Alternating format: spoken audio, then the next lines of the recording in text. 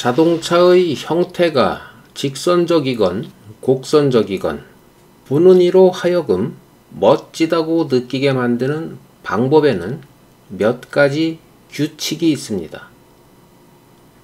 리듬감, 밸런스, 통일성, 그리고 비례감이 그런 것들이겠는데요. 특히 자동차 스타일링에 있어서 비례의 미학은 차의 폭과 지붕의 높이 또는 휠 타이어의 크기와 창문의 사이즈 등 자동차의 형상을 구성하는 모든 조형적 요소에 대해 어느 정도의 비례로 디자인할지에 관한 논리적 배경이 필요해집니다. 바퀴의 개수가 가로로 몇 개냐 세로로 몇 개냐 하는 그런 무식한 방법의 비례가 아니고, 그 비례를 정하는 논리적 배경에는 패키지 레이아웃이 있고, 그 패키지 레이아웃을 정하기 전에는 자동차의 성능 명세서 작성이 필요해집니다. 그리고 그 성능 명세서는 시장 조사와 수요의 파악을 통해서 만들어지는 것이지요. 즉, 몇 인승, 몇 마력, 주행 거리, 최고 속도, 가속도, 그러한 자동차의 스펙을 어느 정도까지 정할 것인가에 관한 문제를 정하는 과정이 자동차 디자인의 시작이죠. 그렇게 해서 범위가 정해지면 그 범위를 어떻게 구현할 것인가에 관한 구체적 형상들이 여러 가지가 나오기 시작하는데, 이때부터 비로소 디자이너들의 창의적 아이디어들이 폭발적으로 쏟아져 나옵니다. 그러나 구슬이 서말이어도 꿰어야 보배라는 우리 속담이 있듯 그 아이디어들을 통합하고 서로 연관짓고 실제 생산 가능하고 유저들도 기쁘게 사용할 수 있는 세부 사항들이 완성되어야 합니다. 완성된 디자인은 생산 단계를 거쳐 각종 성능 검사 시험을 통한 검증을 마친 후 소비자한테 최종 판매되게 됩니다.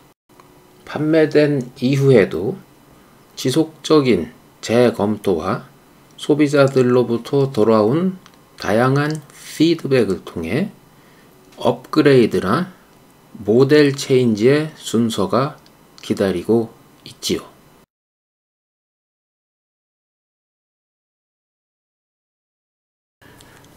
디자인 프로세스는 일반적으로 다음의 4가지 단계를 거칩니다.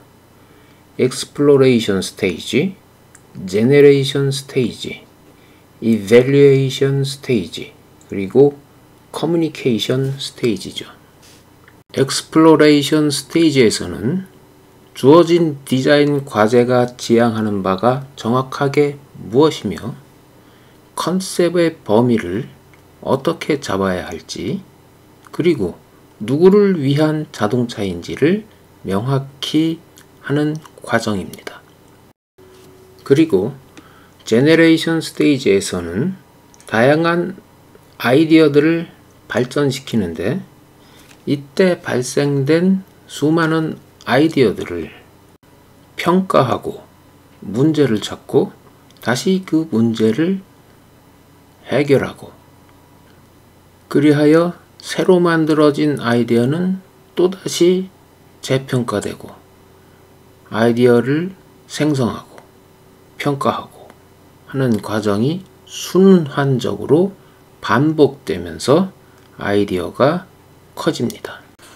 그리하여 최종 도출된 디자인 아이디어는 정교한 렌더링이나 실물 같은 모형을 통해 관계자들과 소통하면서 상품화 프로세스를 거치게 됩니다. 지금까지 이야기했던 자동차 디자인 또는 개발 프로세스를 완전 제로에서부터 하나하나 차근차근 완성해 나가는 자동차 회사는 현실적으로 거의 없습니다. 벤치마킹이라고 하는 미명하에 항상 서로가 서로를 보고 베끼며 약간씩 더 나은 어떠한 옵션을 추가하여 차별화를 추구합니다. 물론 스웨덴의 사브나 볼보처럼 누구 걸 보고 베끼지 않고 자기들이 직접 고안하여 차를 만들어 왔던 경우도 있기는 합니다. 볼보의 경우에는 안전과 생활이라는 모토 아래 자동차를 개발해 왔지만 재정난으로 회사가 넘어가고 지금은 그 모토도 많이 퇴색되고 있지요. 사브의 경우에는 비행기를 만들던 솜씨로 날개 없는 비행기 만들듯 차를 만들었었습니다. 물론 롤스로이스나 벤틀리, 부가티, 알파로메오, 하다못해 페라리도 나름대로 자기 자부심들이 있기는 합니다.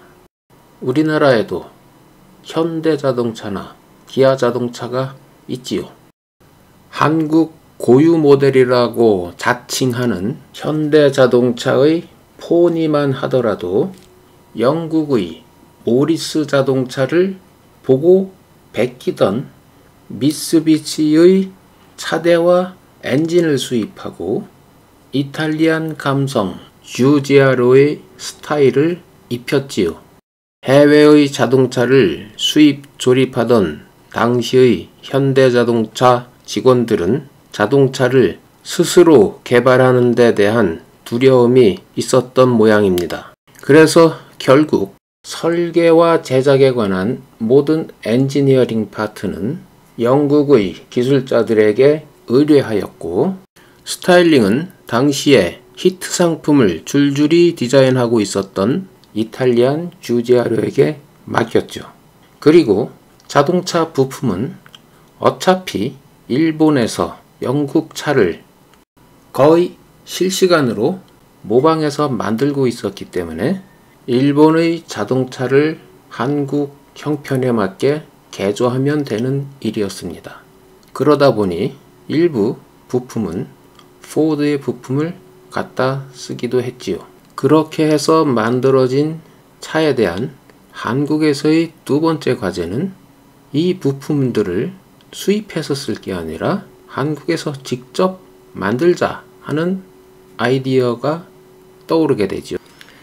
그리하여 국내에는 수많은 자동차 부품 외주 제작사들이 생겨나게 되었습니다. 그리고 단계적으로 부품 생산 국산화율을 높여와서 오늘에 이르고 있지요.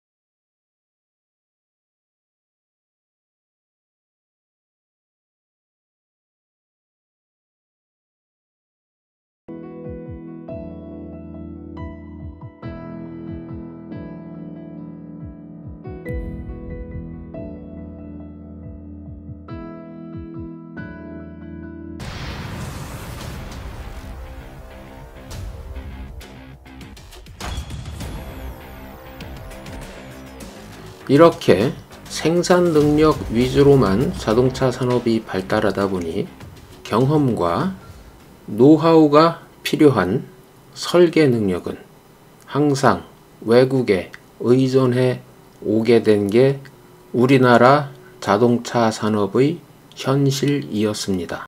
그러나 설계나 아이디어를 외국인에게 의뢰했다 하여 우리 것이 아니진 않습니다.